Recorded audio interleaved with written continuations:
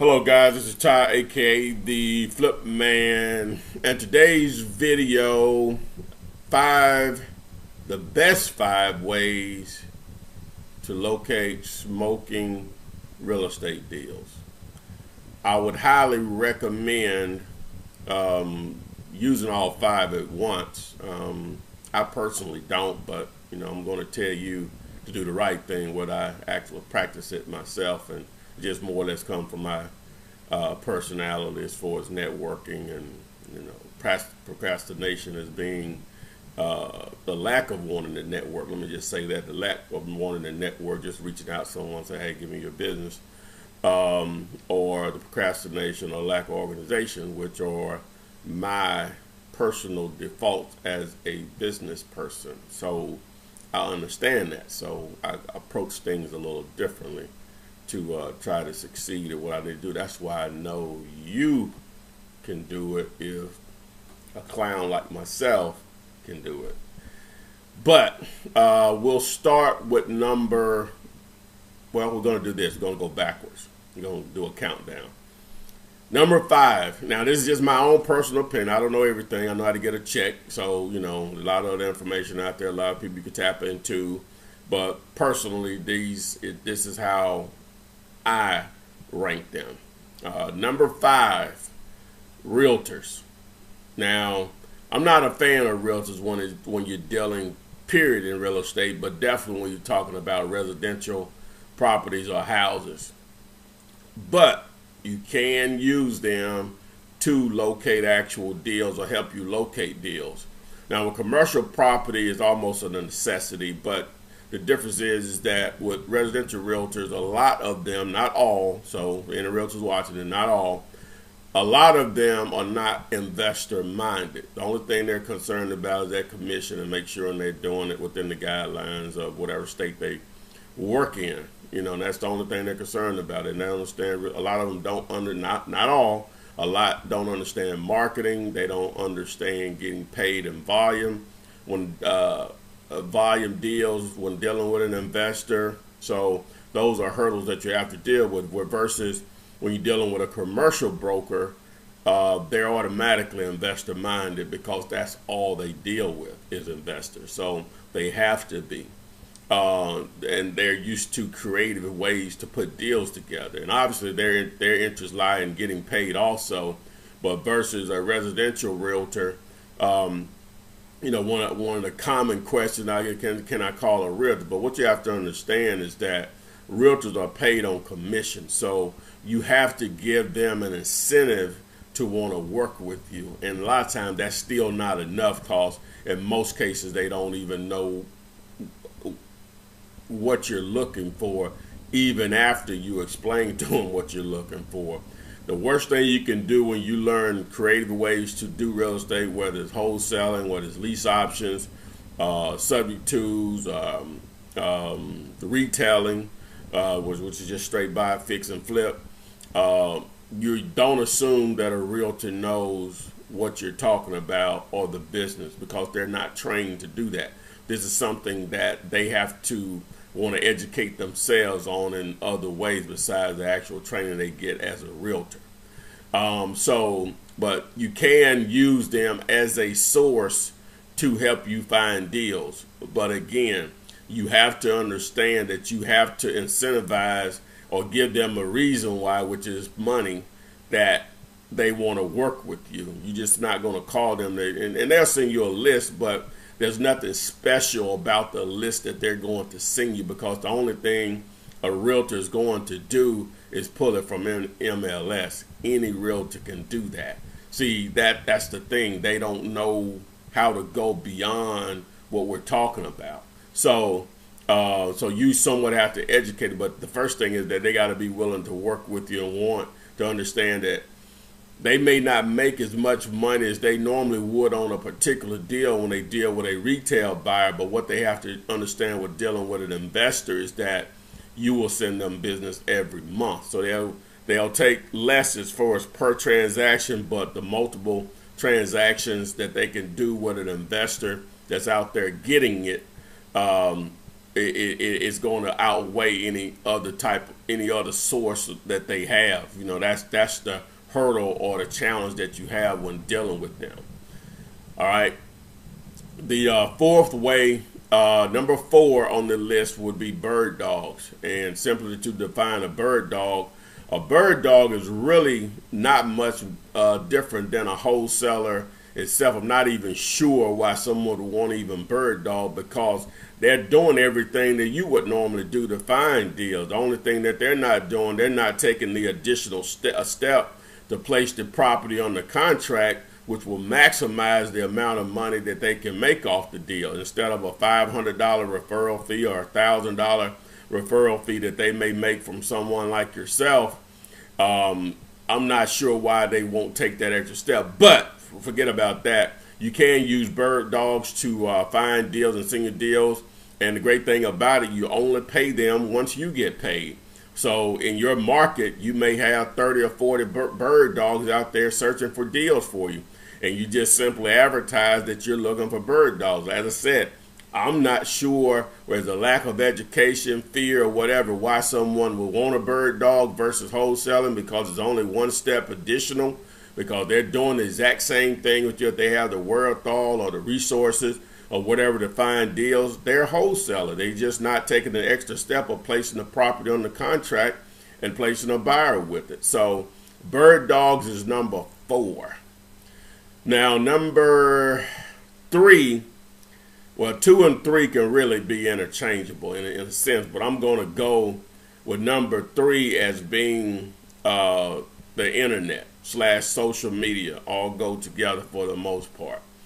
And now when I say the internet, obviously that means in most cases, well, no, mostly, you'll need a website. You need a website regardless, but as a form of marketing, you need a website to channel your leads to. So with the internet, obviously you can pay for traffic, and what I mean by that, it costs per click through such sites as Google, which everybody's familiar with, or Bing, which is in combination with Yahoo / Microsoft Bing.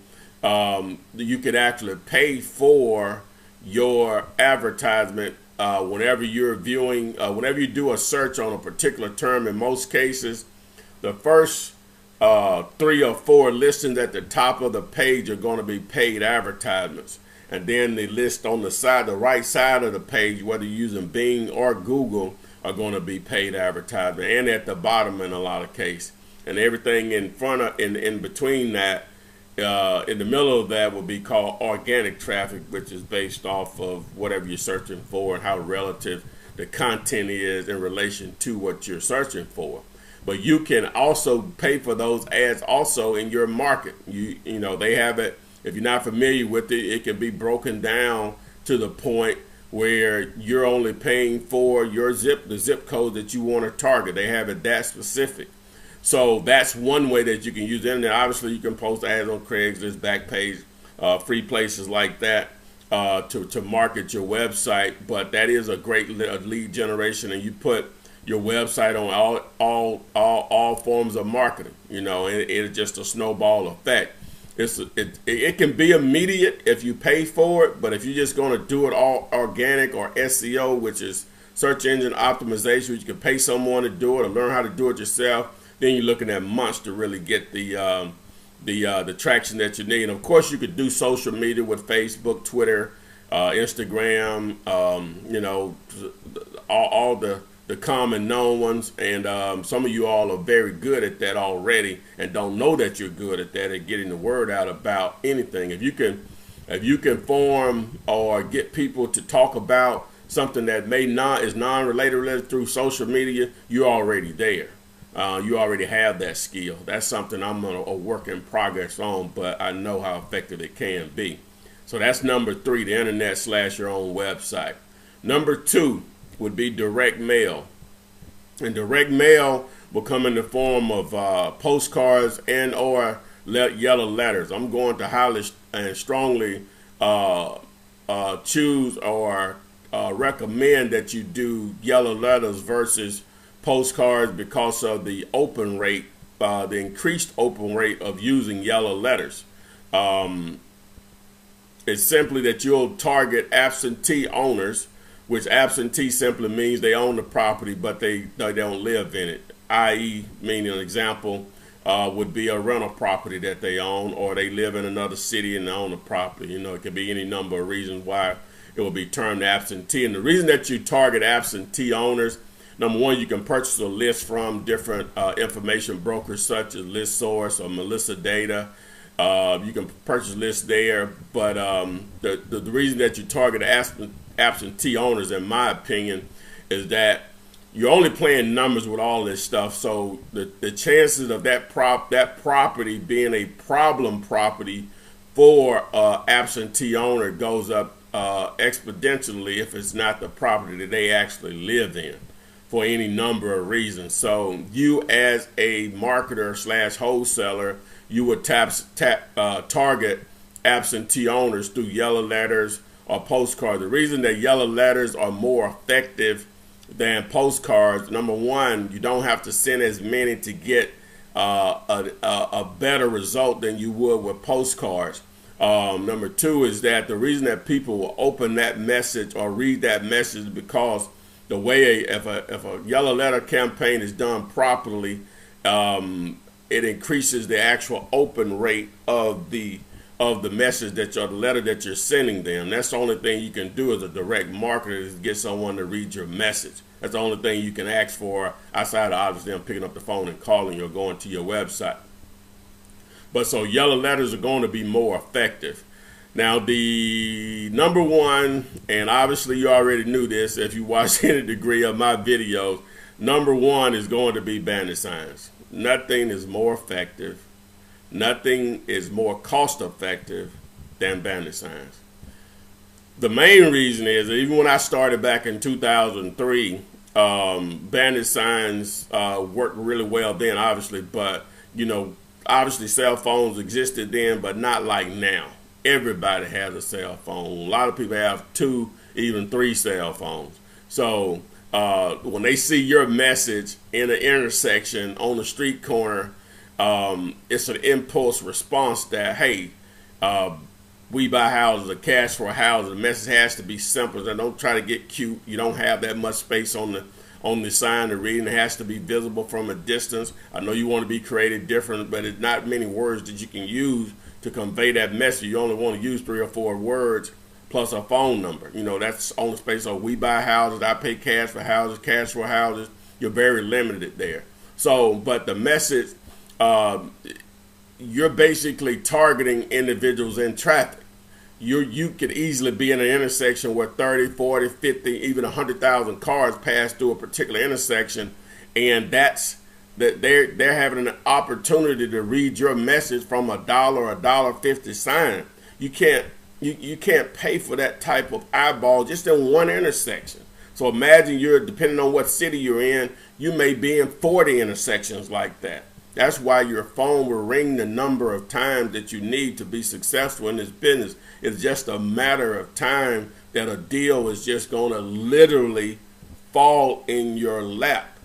You having 3, 4, sometimes even 10 people calling you per day, a deal is going to fall in your lap whether you want it to or not. It's just that simple. For the cost of what a bandit sign campaign versus the end result, as far as the return on that, is just astronomical, and you just can't put a price on it. Trust me when I tell you, I know a lot of people don't want to do it. Yeah, they're legal. You don't have to ask the question. They're legal in any city, any county, any state. The question is it important to them?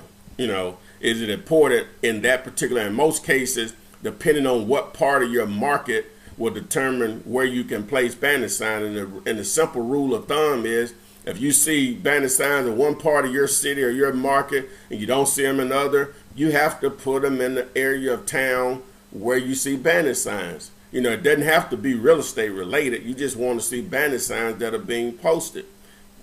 Deals will come your way. This is not a difficult business. It's a very simple business. But enough about bandit signs. Obviously, you know I'm the preacher for them, so I'm gonna get off my soapbox about it. But I just want to stress how effective that they are, not only for real estate, but for a lot of other business types. It doesn't fit everything, but a lot of businesses it does, any type of service business. So again, those are the 5 different ways. Number 5 was realtors. Number 4 was bird dogs. Number 3 was the internet / a website along with social media. Number 2 was direct mail, and number 1 was Bandit Signs. This is the Flip Man. You know you can go to theflipman.com, junkers101.com. The 100+ videos I have on YouTube at my channel too. Teach Me Flipping is not enough. You can always get the coaching and mentoring. That's still available to you. Just go to the site. You can sign up. We always have different deals going on. But that's it. Take advantage of those 5 tips, those 5 different ways to find deals. Thanks and have a great day.